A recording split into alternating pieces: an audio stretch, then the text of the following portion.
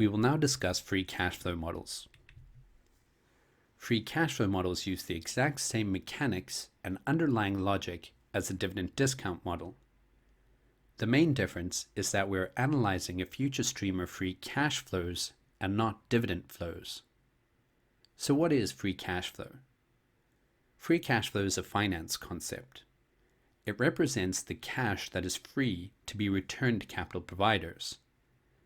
It is the amount of cash that is available for a firm to pay out to its investors after paying for all of the investments necessary for its growth.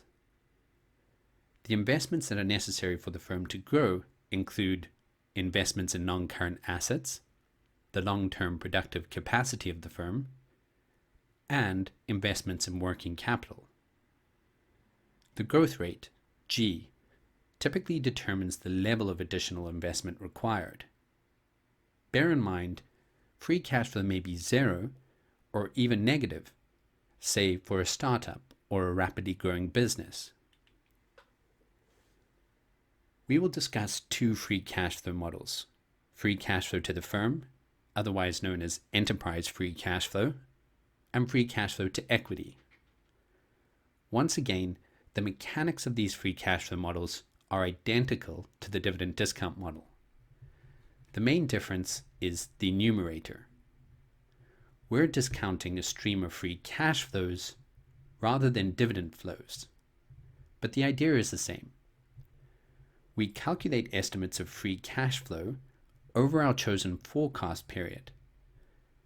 That forecast period likely covers a volatile period of growth until we reach a point in time where the growth rate is stable or constant, and we can use a perpetuity to calculate the value of all free cash flows from the point in time where the growth rate is stable to infinity.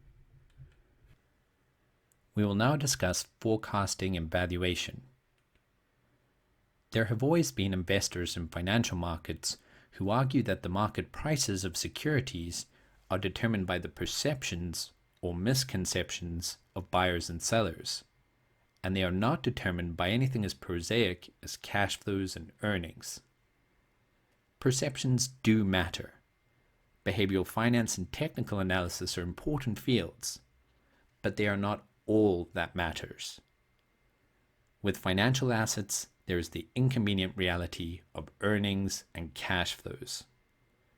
When people's perceptions deviate from reality, that does not mean that reality changes. This is what valuation gives you, a reality check. Valuation techniques can prove useful in a number of scenarios. They can be used to value acquisition candidates, or to assess your own firm's value when negotiating or defending during a takeover attempt. The techniques can also be useful for valuation for privatization, for flotation, for example in the event of an IPO, for breakup situations, divestments, management buyouts, or management buy-ins.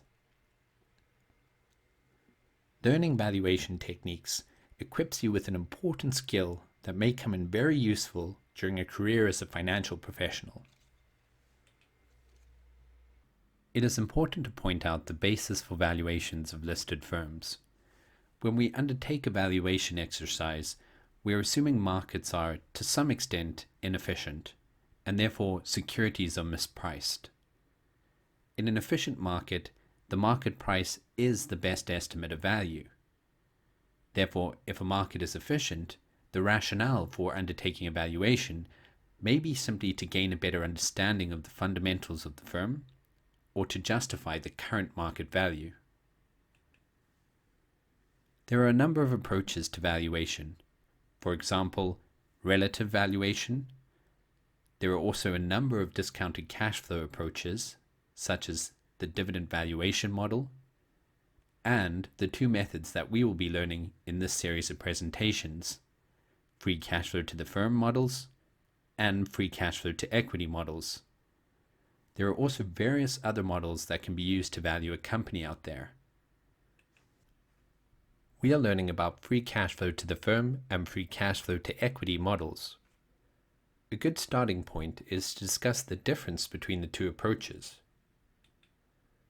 Let's assume we have a firm that is 100% financed through equity. In other words, it has no debt in its capital structure.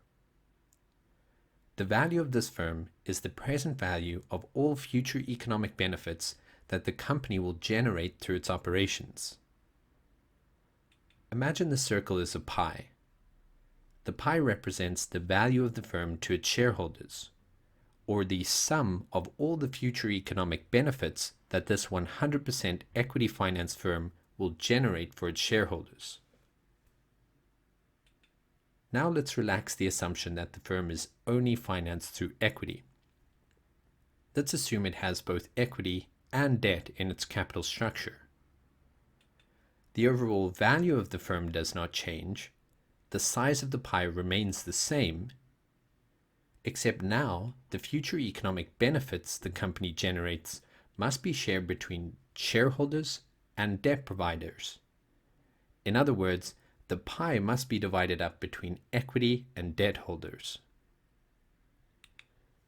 It is important to point out that debt holders have a preferential claim to the pie. Their claim must be satisfied first. Shareholders have a residual claim.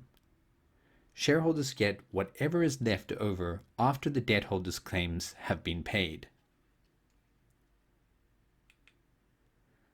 We can use discounted cash flow approaches to value either the entire enterprise or firm, including both the equity and debt components. In this case, we would use a free cash flow to the firm model, or we can value the equity component of the pie only. In this case, we would use a free cash flow to equity model.